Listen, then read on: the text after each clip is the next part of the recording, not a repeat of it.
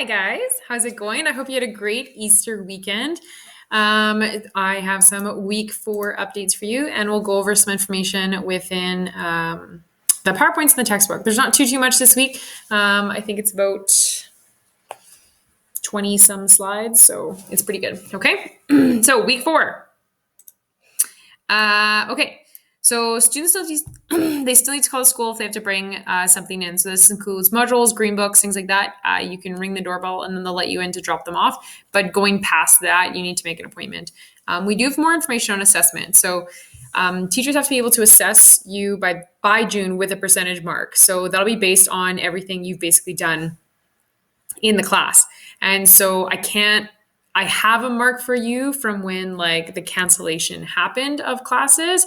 So like all of you have a base grade that was at that point in time. From now on, there'll be like a little kind of set thing in there about like this assessment was during COVID-19 pandemic.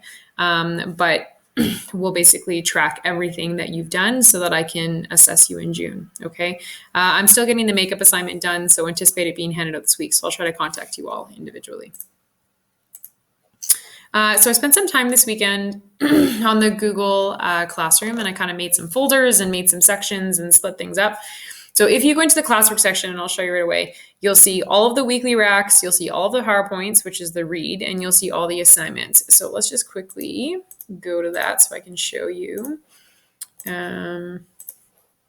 So like this is the main page, obviously, and then I go into classwork. So this is all the rack weeks, 2, 3, 4. This is scheduled for tomorrow because it's actually Monday night. Yay! When I'm recording this, all the PowerPoints. So 1, 2, 3, 4. The assignments 1, 2, or 2, 3, 4, and then this is any older assignments. So the projects that we've done, smaller assignments, things like that. So this way, if you do miss something or you get sick or you're busy working or whatever, and you need to kind of keep track, it'll kind of clean up that stream a bit. So you don't have to keep scrolling through trying to find everything. And then you can still go into like the rack in here, for example. Okay, so this one, so you can still go into the rack here and it'll still give you like the video links and stuff like that so that you can actually still click on them. And then that way you're not trying to find it in the feed. Okay. Anyway, so that's kind of what I did with that. Okay. Okay, so weekly update. So today, or this week, sorry, we are finishing up with chapter 10, Political Challenges to Liberalism. There's 2 short videos I want you to watch. 1 on what is an oligarchy, and 2, should you be forced to vote. So the week 4 PowerPoint is up in the Google Classroom in that classwork section.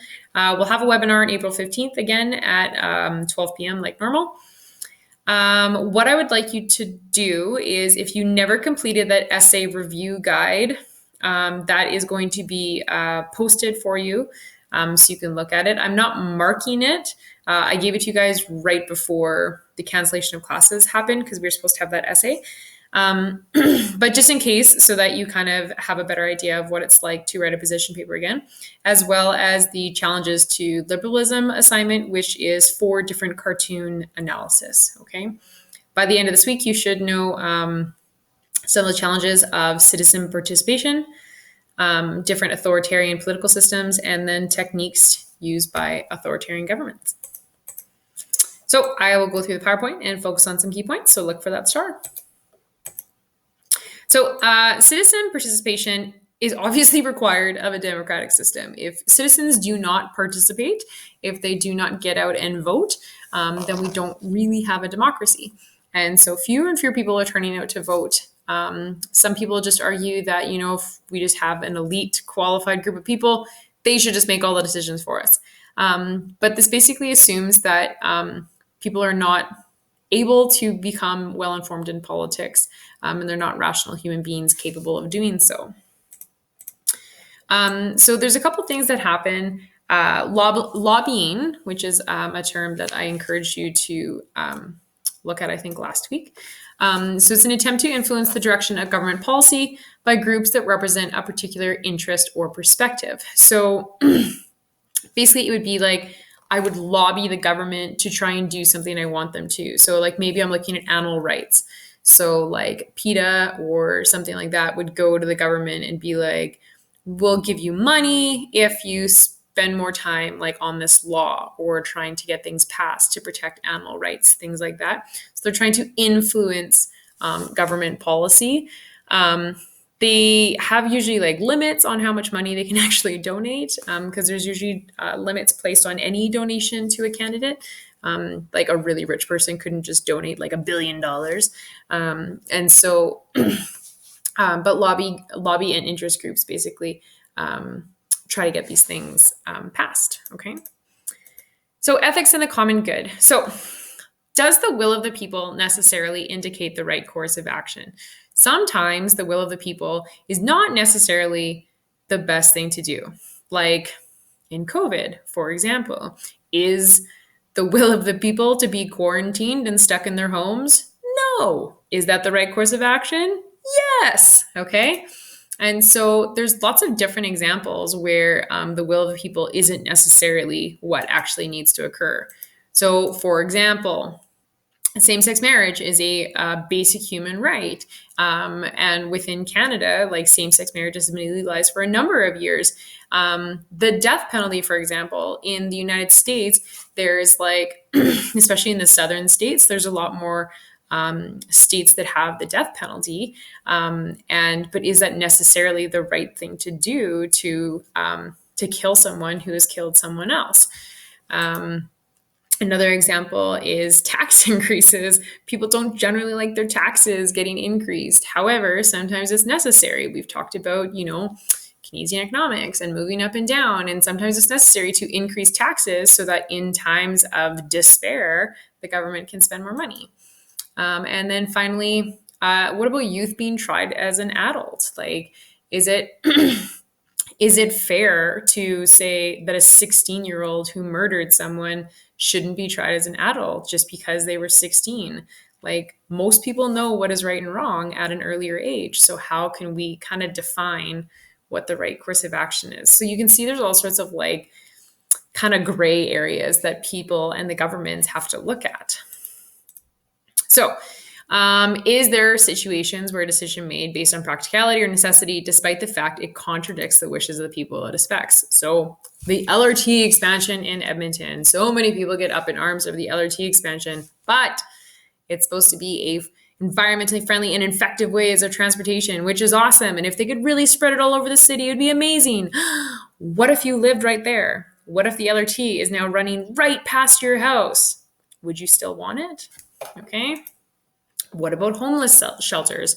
Homeless shelters are necessary in Canada. We have a really, really cold climate. People die on the streets every winter because it's so cold and they freeze to death. So we need homeless shelters.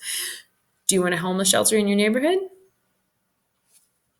Right? And that's some of the problems. We actually had some issues with that in Edmonton just a few years ago. They were going to put a homeless shelter in the south side, and a lot of people were like, no, we can't have it there. No, only in the inner city. But like, there's homeless people all over the city, and like, what are they supposed to do? Just, okay, get back downtown. Like, people are everywhere. What about COVID-19 taking away freedom so that people can stay safe? So, consensus decision making. This is on page 353. I'm not going to spend too much time on it because I want you to read it yourself. There's a 6-point structure of it. So this is basically where a group of individuals share ideas, solutions, concerns to find something that everybody can accept. Obviously, that's easy to do in smaller groups. In a classroom, well, it'd probably be hard in our classroom. I don't think we could ever all agree on one thing. Maybe you could make, kind of concessions so that everybody's happy. But none of it in the Northwest Territories actually have consensus government. So none of it has no political parties. So every MLA is basically an independent and gets to vote as he or she sees fit, which is kind of awesome because that means that you get to vote according to your constituents. You don't have to follow party lines. That's pretty cool. People generally tend to abide by the decisions more closely because they know that they probably won't get voted in if they don't, support their constituents. Okay, authoritarianism. So there's 4 different forms that we're going to talk about. So it's a form of government where an elite group usually doesn't rule in the interests of the people. Okay. So an oligarchy, which is one of the videos I want you to watch on, this is a form of government where political power rests within a small elite segment of society. Now, some people argue that the United States of America is an oligarchy. There have been very close family ties, and a lot of the leading frontrunners for president and for, governors and things like that. And so they're often very powerful, rich families that then pass on their influence to their children, who then pass it on to their children. Like the Kennedys were a huge example of this in the United States. They were this family of, like we talked about, we even talked about the Roosevelts, but like you can see it throughout history. The Kennedys had like a governor and the president, and they had people in the Senate, and like they were all kind of intertwined in the American government. And then like we had Theodore Roosevelt, and then we had Franklin Roosevelt, we had George Bush Sr. and George Bush Jr. Like, do you kind of see what I'm getting at? So you can read more about oligarchies on page 359. One-party states. So this is where obviously only one party runs the government and no other parties are permitted to run for election. So in Hitler's case, he was technically elected democratically, but then he killed everyone else. So it became a one-party state. It's usually a communist state, not always. I mean, Hitler was a fascist, Mussolini was a fascist. Some people argue that the unity is beneficial, but there's really no choice. And so sometimes it's like, yeah, it's a democratic election and everyone's going to vote. And then you look at the ballot and you're like, okay, there's only one option. Okay, so you can read more about that. Military dictatorship, sometimes it's called a military junta. It's a form of government in which political power resides with the military, obviously. Okay. They're often very unwilling to relinquish power. They also, usually have the, the full force of the military behind them. So that also doesn't encourage people to kind of fight back. Okay. And then, and a monarchy, which, obviously we have within Canada, okay? But monarchies are not always considered authoritarian. Like we have a constitutional monarchy, and so the queen doesn't really have like a ton of power. She's more of like a figurehead here, okay? So authoritarian governments use certain techniques to gain power and to keep it. They have a very specific vision of what the world or the nation is going to be like. They use propaganda. They control participation. So they kind of make people feel like they're contributing. They direct public dissent by providing a scapegoat. That's like Hitler and the Jews. And finally, they implement terror to maintain control. Because if you are afraid of dying, you generally won't do it. Some strengths and weaknesses. Now, you can read about this on page 365 to 366, but it does have weaknesses, obviously, because it usually uses horrible acts to kind of enforce its own goals. Oftentimes, it's too late before people realize it, which is some of the problem. Okay. Okay, so I want you to watch these two videos. What is an oligarchy and should you be forced to vote? And they're not very long. I think they're only about 5 or 6 minutes each. And then I want you to, I'm just gonna move me out of the way. There I am. I want you to do this political cartoon assignment. So it'll help you for your essay next week. Okay, so there are 2 things to make sure you've done this week. Please make sure you've done that political cartoons for chapter 11 response.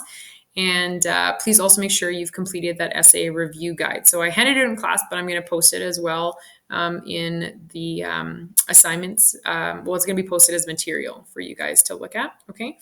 So it'll help you to kind of prepare yourself for the essay next week. Again, we'll have a webinar on Wednesday, April 15th at noon, and I'll record it to post afterwards. I think the recording works. Some of you watched it, I think. I heard that some people are having issues, but it seems like it's good. So please let me know if you're having some issues with that. And then, yeah, have a good week. I'm so sorry about grad. We got the news when you guys did as well, which is the general consensus of things.